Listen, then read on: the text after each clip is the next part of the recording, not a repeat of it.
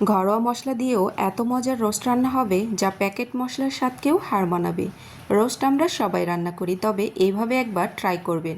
আশা করছি অন্য দিনের তুলনায় রান্নাটা একটু বেশি মজা হবে। তো চলুন রান্নাটা শুরু করে দেওয়া যাক। তো প্রথমেই আমি এখানে চিকেন নিয়েছি, আর এখানে 4 পিসের মতো চিকেন রয়েছে।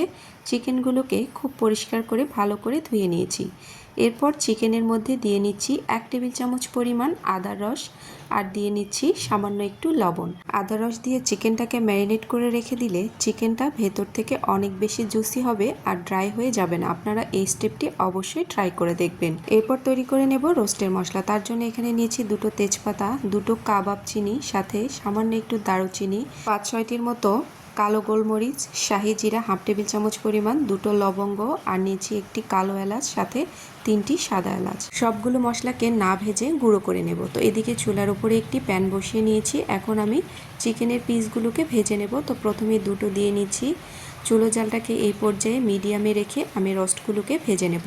আর এগুলো অনেক বেশি কড়া করে ভেজে নেব না। তো এক পাশ হয়ে গেছে, অপর পাশটাকে উল্টিয়ে আমি চিকেনগুলোকে ভেজে নিয়েছি। এখন এগুলোকে উঠিয়ে নেব। তো এই তেলের মধ্যেই আমি পুরো রান্নাটা করে নেব। তো প্রথমে তেলের মধ্যে 2টো সাদা এলাচ আর সামান্য একটু দারুচিনির টুকরো দিয়েছি। এখন তেলের সাথে একটু মশলাগুলোকে নাড়াচাড়া করে নিচ্ছি, যাতে মশলার ফ্লেভারটা তেলের মধ্যে চলে আসে। এই পর্যায়ে দিয়ে নিচ্ছি পেঁয়াজ বাটা। আমি এখানে 4 টেবিল চামচ পরিমাণ পেঁয়াজ বাটা ব্যবহার করেছি।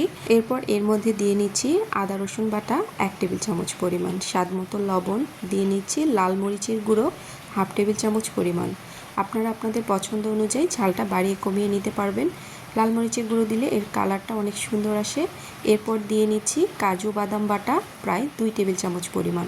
অবশ্যই এই কাজু বাদাম বাটাটা দেওয়ার চেষ্টা করবেন, তাহলে এর টেস্টটা কিন্তু অনেক বেশি ভালো আসে। তো এখন দিয়ে নিচ্ছি পেঁয়াজ বেরেস্তা প্রায় 4 টেবিল চামচ পরিমাণ। এখন মশলাটাকে খুব ভালো মতো করে কষিয়ে নেব। তো এই পর্যায়ে চুলো জালটাকে একটু লো করে দিয়ে এর মধ্যে দিয়ে নিচ্ছি 2 টেবিল চামচ পরিমাণ টক দই। টক দইটাকে ভালো মতো করে ফেটিয়ে নিয়ে মশলার সাথে দিয়ে নিয়েছি। তো এই পর্যায়ে জালটাকে একটু লোতে করে মশলাগুলোকে কষিয়ে নিয়েছি। এরপর দিয়ে নিচ্ছি 1 টেবিল চামচ পরিমাণ টমেটো সস। সবগুলোকে ভালো মতো করে আরও 3-4 মিনিটের মতো কষিয়ে নিয়েছি। এই পর্যায়ে দিয়ে নিচ্ছি সেই মশলাগুলোকে গুঁড়ো করে এর মধ্যে দিয়ে নিয়েছি। এখন আবারও কিছুক্ষণ নাড়াচাড়া করে এগুলোকে কষিয়ে নেব। তো কষানো হয়ে গেছে। এই পর্যায়ে যে চিকেন ভেজে রেখেছিলাম চিকেনগুলোকে দিয়ে নিচ্ছি। এভাবে একবার বাসায় রোস্ট রান্না করে দেখবেন, এর টেস্টটা অন্য দিনের তুলনায় একটু হলেও বেশি ভালো হবে। চিকেন দিয়ে মশলার সাথে কিছুক্ষণ নাড়াচাড়া করে নিয়েছি। এরপর দিয়ে নিচ্ছি 1.5 কাপ পরিমাণ পানি, আর এই পানি দিয়ে আমি পুরো চিকেনটা রান্না করে নেব। এরপর ঢাকনা দিয়ে এটাকে প্রায় 10 থেকে 15 মিনিট মিডিয়াম আঁচে রান্না করে নেব। তো 15 মিনিট বাদে চিকেন রোস্ট একদম রেডি। এটাকে আমি পরিবেশন করে আপনাদেরকে দেখিয়ে দিচ্ছি। আর এটা অনেক বেশি টেস্টি হয়। এভাবে একবার ঘরোয়া মশলায় চিকেন রোস্ট তৈরি করে দেখবেন।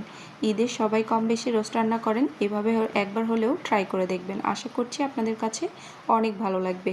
রেসিপিটি ভালো লেগে থাকলে অবশ্যই শেয়ার দিয়ে যাবেন। এই পর্যন্তই। আল্লাহ হাফেজ। আসসালামু আলাইকুম।